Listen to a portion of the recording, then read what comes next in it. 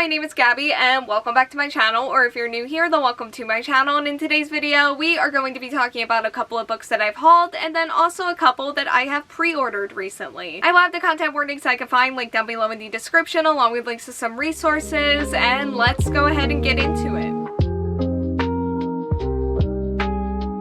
The first book that we are going to be talking about is Celestial Monsters by Aiden Thomas, which is the sequel to the Sunbearer trials. At the beginning of each decade, the sun's power must be replenished so that the evil obsidian gods may stay at bay. 10 semidioses are chosen to compete in the Sunbearer trials, where the loser is sacrificed so that their body may protect everyone for the next 10 years. Our main character is the trans son of the goddess of birds, who has never really worried about the trials except for worrying about others in relation to the trials. However, that all changes when he gets chosen to compete against opponents who are better trained and more powerful than himself. The Sunbearer Trials was my favorite book that I read in 2022, and Cemetery Boys by Aiden Thomas was my favorite book that I read the year before that. And will this be my favorite book of 2024? It's certainly possible. I honestly feel like my reading year might really need this book. And because of that, I've already read the first chapter, and I plan to read more very soon, and probably have by the time that this video comes out. And in that first chapter, I was immediately overwhelmed by all of the characters and just trying to remember who everyone was again, because it has been a couple of years since I've read the first book, but it was a 20-page chapter, and by the end of it, I was doing good. And I do really feel like I am falling right back in where I left off, which that's a relief to say the least, because I really need a 5-star here, both for my reading year and also for my heart. Next up is Delicious in Dungeon by Ryoko Kui, and this follows our main character and his party after they are defeated by a dragon that they ran into deep inside of a dungeon. And this is a battle that leaves them without money, supplies, and a team member, who many of them are very much determined to get back and save, but they have no money and they have no food, which leads our main character to come up with an idea. And this plan is to just eat the monsters that they battle along the way. This is a series that I watched the anime of while it was airing. I wasn't supposed to like this. I really wasn't, because I have actively disliked series that have like elements of this in the past, but they just have a really fun and at times really kind of dark and twisted humor to them, and I just really fell in love with that. And then I also just really fell in love with the characters, who I feel like are really lovable. There are also really amazing friendships and relationship dynamics in the series, and then I also just really enjoyed the whole dungeon adventure aspect. And again, I do just find the tone of this story to be really interesting overall, in terms of balancing like these silly antics with like the dark and emotional content. And I just think it's so interesting how they mix it all together, or just lean one way or the other. Like, as the anime was airing, it just won me over more and more, and by the time that it was over, I had found myself with like a new favorite series that I didn't even like really realize was like a new favorite series, but it is. And all of that has led to me pre-ordering the box set of this, which looks very nice, and I don't really have any room for this in my life physically right now, but you know, we'll make it work because I think they deserve it. Next up is Legend of the White Snake by Sher, and this follows our main character who sets out to find a spirit pearl to cure his mother of the slow and painful death that she is destined to have after being bitten by a white snake. This journey leads him to a city where an oracle told him he would be able to find a white snake who has consumed the pearl. And this is something that has given him special powers, including the ability to change into human form. Our main character meets a boy in the city, and as their feelings for each other grow stronger, the truth of this boy's identity threatens to split them apart, as he is the snake our main character is hunting. This is a pre-order. It sounds incredible, and also angsty and complicated, which also just sounds incredible. And it basically sounds like something that, as long as I get into the romance and the characters, I am really going to love and get invested in, and then just let this do whatever it wants and is able to my mind and heart. I read Fake Dates and Mooncakes by this author last year, and I really enjoyed it, but I also do kind of feel like it wrapped up its conflicts a little too quickly towards the end, which does make me a little bit nervous about this storyline, because I do feel like I am really going to need like good conflict resolution for both the angst and for the romance. But otherwise, by all means, this storyline should be something that I do really get into, and the handful of reviews that I've skimmed do seem really positive, so I do definitely have a lot of hope for this for sure. Next up is The Maid and the Crocodile by Jordan Ifueko. This is a standalone that is set in the world of Raybearer, and this follows our main character who is looking for a job, but before she can get get hired, she encounters the Crocodile God, who is rumored to devour pretty girls. She tells the Crocodile God of her secret of being a curse eater, and he tells her that their fates are bound. But she evades him and then begins her new career as a curse eater at an inn where she strives to impress the wealthy and also earn her place in the city, all while hoping her past and the Crocodile God don't catch up to her. Okay, so I really need to just restart and finish Redemptor, which is the sequel to Raybearer. I started it years ago. I tried to make a reading vlog out of it and I got sick in the middle of it, and I do think that I did try to power through it filming wise, but my heart just also wasn't in it. And yeah, nothing came out of that besides just like me gaining a book that's like half finished that I haven't touched in a few years, and it's just kind of sitting around, and I hate that because it was a book that I was really enjoying, and like I love Raybearer so much. And Redemptor was a book that did feel different but in a good way, and I feel like it was going really well, and I need to get back to it for sure, especially since this is out now with its new very shiny and pretty cover, and also very interesting storyline. It sounds like it does sound like something that I am very much going to enjoy, especially combined with the author's writing style and just how much that I have loved that in the past. So I do feel like this book is very much set up for me to love it. Full 5-star potential for sure. I just definitely do feel like I want to handle the Redemptor situation first, and I do feel like this is giving me the motivation that I need to start doing that. And finally, we have Welcome to Demon School Iruma-kun by Osamu Nishi. And this follows our main character whose parents have sold his soul, and he now has to attend school in the netherworld, where he will have to keep his identity of being a human a secret. I did go with the ebook version of these, which is why they're not here physically right now, but the anime series of this is a series that I have been really into for a couple of years now. I find them to be very cozy, adorable, comforting, and just overall just like a wholesome experience. I love the characters, I love their aesthetic when it comes to like the art style, which speaking of, I am planning for this to be one of my Halloween series this year because I do really miss those characters. Even though I don't always love some of their more action shonen plotlines, some of their comedy doesn't always land either, but it mostly does. And I do feel like some of their more basic shonen plotlines are going to read a lot better than they were to watch. So I think it's going to be fine, and I am just really excited to get back into this world and just be with these characters again. Okay, so that is all that I have for today's video. Thank you all so much for watching. Like, comment, subscribe, hit the bell, and answer the question that'll be around here if you want to do that, and hopefully I will see you here next time. Bye!